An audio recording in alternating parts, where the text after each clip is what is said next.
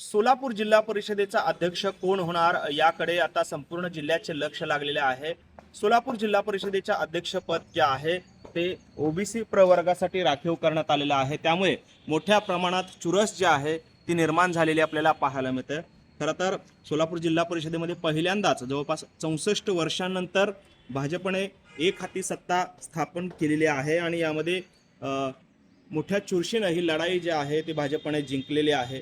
त्यामुळे खरं तर सोलापूर जिल्हा परिषदेवर कोण अध्यक्ष होणार याकडे सर्वांचेच लक्ष जे आहे ते लागलेले आपल्याला पाहायला मिळत आहे। यामध्ये खरं तर ओबीसी प्रवर्गासाठी अध्यक्षपद राखीव असल्यामुळे 3 तालुक्यातून प्रामुख्याने नावं जी आहेत ती समोर येताना आपल्याला पाहायला मिळत आहेत। त्यामध्ये सुरुवातीला अक्कलकोटमधून 2 नावं जी आहेत ती समोर येत आहेत। त्यामध्ये भाजप आमदार सचिन कल्याण शेट्टी यांच्या पत्नी शांभवी कल्याण शेट्टी, त्याचबरोबरनं सचिन कल्याण शेट्टी आणि सुभाष देशमुख या दोन्ही आमदारांचे समर्थक असलेले भाजपचे रामप्पा चिवडशेट्टी यांचं देखील नाव जे आहे ते अक्कलकोट आणि दक्षिण सोलापूरमधून आघाडीवर असल्याचं पाहायला मिळतं।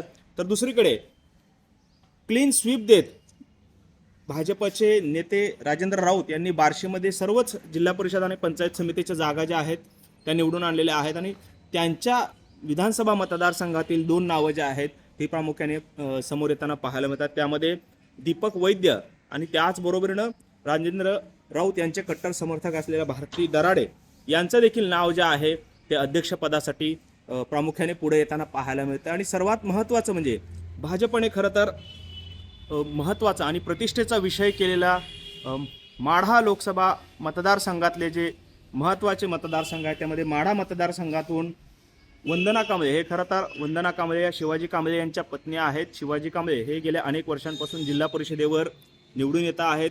यापूर्वी ते सभापती म्हणून देखील कार्यरत होते, मात्र आता त्यांच्या पत्नी वंदना कांबळे ज्या आहेत त्या मोडणीम गटातून निवडून आलेल्या आहेत आणि त्यांच्या देखील नावाची जोरदार चर्चा होत असल्याचं आपल्याला पाहायला मिळते। त्यामुळे एकंदरीतच जिल्हा परिषदेच्या अध्यक्षपदाची संधी नक्की कोणाला मिळणार याकडे सर्वांचंच लक्ष जे आहे ते लागलेलं आपल्याला पाहायला मिळतं। कारण आपण पाहिलं अतिशय चुरशीनं हे सर्व जिल्हा परिषदेची निवडणूक जी आहे ते झालेली आहे आणि त्यामध्ये मोहोळमधून विमल खताळ ज्या आहेत त्या देखील अध्यक्षपदाच्या शर्यतीमध्ये आहेत। त्यामुळे नक्की कोणाला संधी मिळणार हे पाहणं देखील महत्त्वाचं ठरणार आहे। कारण जिल्हा परिषदेचा अध्यक्ष हा खरं तर महत्त्वाचं पद मानलं जात आहे। त्यामुळे आगामी विधानसभा असतील, ग्रामपंचायतीच्या निवडणुका असतील किंवा लोकसभा असतील, या पार्श्वभूमीवरती त्या अध्यक्षपदाची निवड महत्त्वाची ठरणार आहे।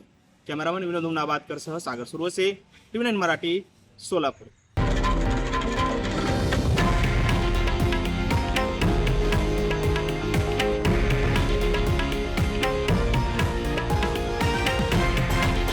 हे आहे देशातील नंबर 1 न्यूज नेटवर्क आणि आपण पाहत आहात TV9 मराठी, एकमेव।